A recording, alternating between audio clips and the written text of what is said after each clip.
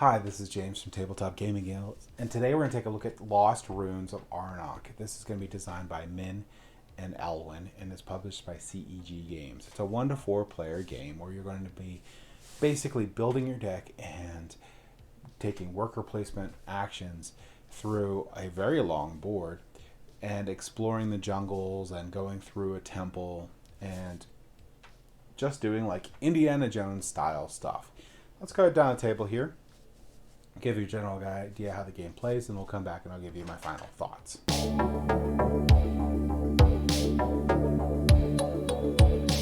Okay, so this is what a 4-player setup of the Lost Runes of Arnak might look like.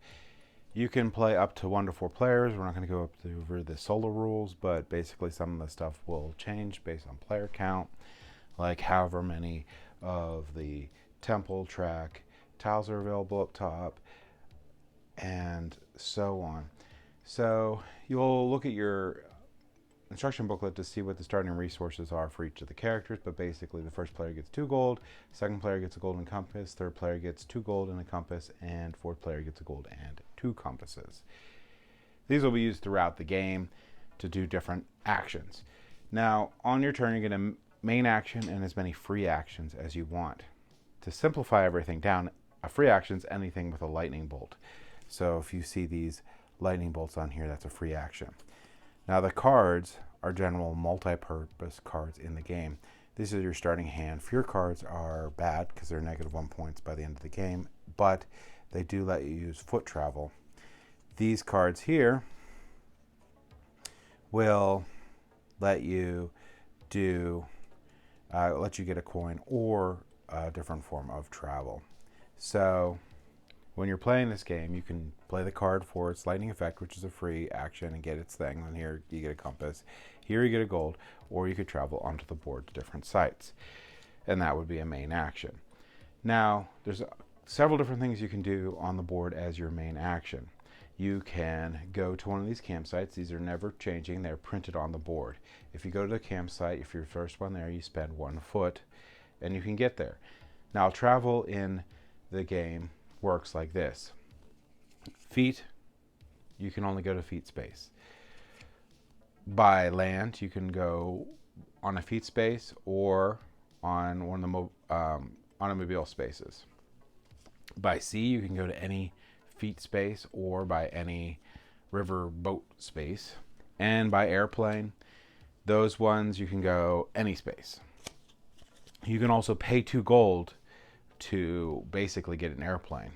Some of these require 2, like here will be 2 feet. You could use a boat in a foot if you wanted to, a airplane in a foot, 2 airplanes, whatever you want to do to get that. But anyway, the first section here, you're just going to get what's stamped on here. So here you're going to get 2 gold, here you get 2 compasses, here you get 2 tablets, here you get an arrow, here you can discard a card to get a ruby.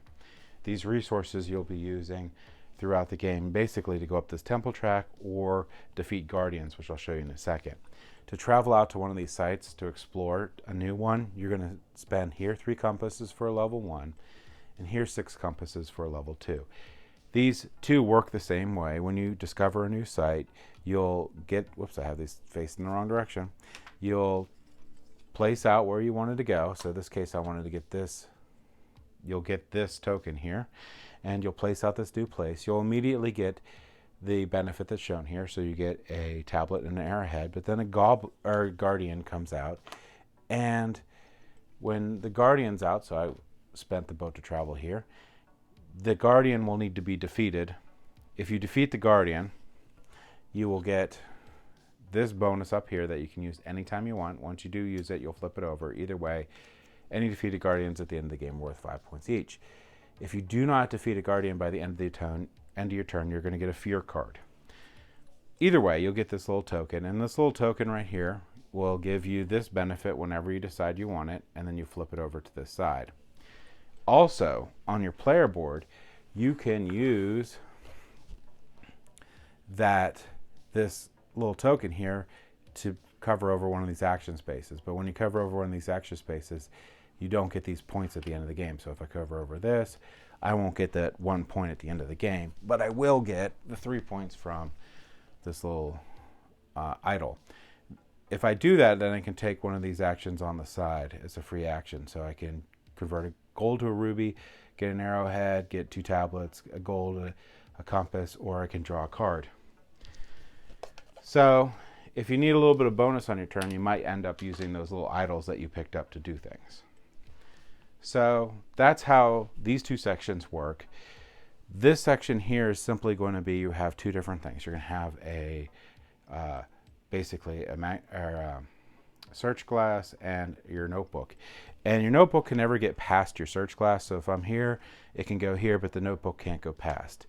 Simply what ends up happening is whenever you go to the new sections, you get the reward that matches on the right. So if my search glass goes up here, I'll get the gold. If this guy goes up here, I get one of these assistants.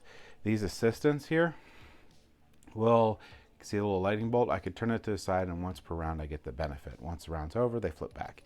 They actually start on the gray side. I have them on the wrong side, not the gold side. Later on up the track, you can upgrade them to the gold ability. If the silver worker is tapped or turned to its side and you use the ability and you upgrade it to a gold, it becomes untapped and you can use it again. So that's a good thing to keep in mind when you're doing it. In a 4-player game, there's 4 stacks of each of the assistants. As you go up the track, if you go into one of these spaces, you'll gain this bonus and take the bonus on that's listed on it and put it off to the side. And you'll keep on going up. You have to pay these values here to go to the next level. Once you get to the top, you'll lock in your little magnifying glass, and first person gets 23, second person gets 21, third person gets 20, and the other person gets 19. At that point, you can also get these rewards on the top. This bottom row here, these 2 pointers cost exactly what's underneath them. If you want to get this next row up of stuff, you would pay whatever 2 that are underneath it. So this one would cost you a gold, 2 tablets, and a ruby. The top one costs all 3 of those to get, but that's 11 points. And there's stacks equal to the number of players, so there's 4 stacks of each of those things on there, so you can get a lot of points once you get to the top of the track if that's your goal. These level 2 sites are the same as the level 1s. They're just better stuff that comes out, same sort of guardians, and you get 2 idols instead of 1. The other thing you can do on your turn is you can buy these cards. Cards on the right cost gold, so this one will cost you 3 gold, and you get this ability when you play the card, or you can use it for its travel cost. Cards on the left cost compasses, and you get this ability immediately when you get it. You could, when you play the card in the future, you don't get the ability unless you spend a tablet. You could also use it for its travel cost. As the game goes by, this little staff here is going to move along. And as this staff moves along, these type of cards will come out. So you will get less and less artifacts as you go along. The game will go to the 5th round, and at that point, you're going to score up all your points, and the person with the most points wins. These things here are worth no points. You're just going to get points for your idols. You're going to get points for your guardians. You're going to get points for where you're on the track. You're going to get points for some of these cards. Some of these cards have points down on the bottom. And you're going to get points for the idols that you have over here and for every uncovered spot that you have. The game comes with a really, really handy guide here for each player. This basically goes over your turn. It goes over the travel hierarchy. Goes over what I said, but hire a pilot. You could do that anytime for 2 gold. And it goes over all the effects. The effects, I think, are pretty well done and pretty straightforward. But that's it for Lost Runes of Arnak. Let's go ahead back to the table here, and I'll give you my final thoughts.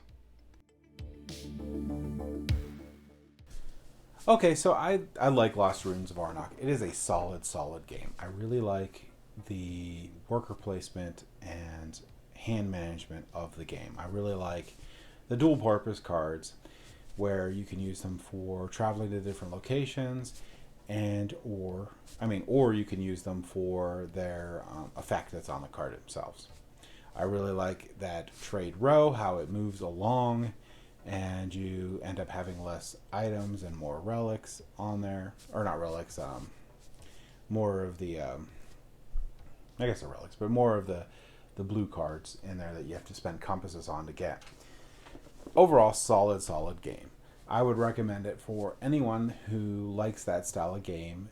So like if you like Clank or you like Dune Imperium, you're going to probably like Lost Ruins of Arnak. It's going to be in the same sort of area.